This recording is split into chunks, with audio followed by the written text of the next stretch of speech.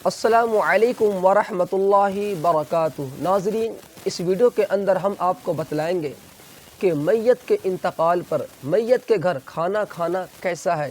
کیا میت کے گھر جو کھانا بنتا ہے ان کا کھانا کیا گناہ ہے یا صحیح ہے؟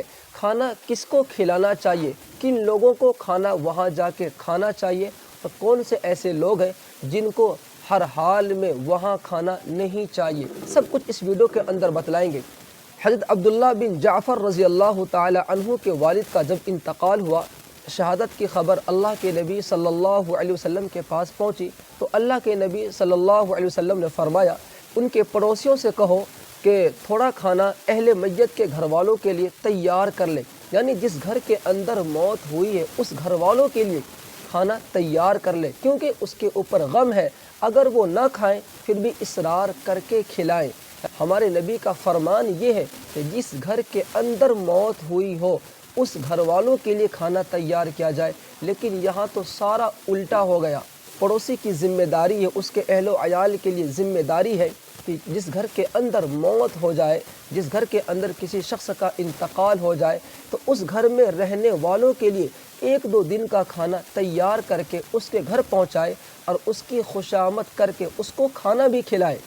لیکن یہ کہیں لکھا ہوا نہیں ہے کہ جتنے مہمان آتے ہیں اس کے جنازے میں شریک ہونے کے لیے، اس کو کاندھے پر اٹھا کر قبرستان تک لے کے جانے کے لیے جتنے دوست و احباب اہل و عیال آتے ہیں ان کو اس گھر والے کھلائیں، ایسا کہیں بھی لکھا ہوا نہیں ہے۔ لیکن آج حال یہ ہے، کوئی سمجھانے والا، کوئی روکنے والا نہیں ہے۔ خدا کی قسم دیکھ کے بھی افسوس ہوتا ہے کہ یہ لوگ کسی میت کے اندر کسی میت کو دیکھنے کے لیے جا رہے ہیں یا کسی شادی کے اندر جا رہے ہیں۔ بہت سے تو ایسے ہوتے ہیں نئے کپڑے میں، نئے جوڑے میں، مرد ہو یا عورت، گاڑی بھر بھر کے آتے ہیں اور 2 مٹھی مٹی اس کے قبر پہ ڈال کے فوراً کھانے کے لیے بیٹھ جاتے ہیں، اور جس گھر کے اندر موت ہوئی ہے وہ گھر والے کھانے کا انتظام کرتا ہے۔ خدا کی قسم اگر آپ اہل میت کے لیے اپنے گھر سے کھانا لے کے نہیں آ سکتے تو کم از کم اللہ کے لیے اہل میت کے گھر والوں پر آپ بوجھ تو نہ بنے۔ حکم یہ ہے کہ آپ اس کے لیے کھانا لے کے آئیں، لیکن بہت سے تو ایسے ہیں جو گھر سے کھا کے بھی نہیں چلتے، کیونکہ اس کو پتہ ہوتا ہے کہ وہاں کھانے کا انتظام ہوگا اور وہاں جا کے ہم کھائیں گے۔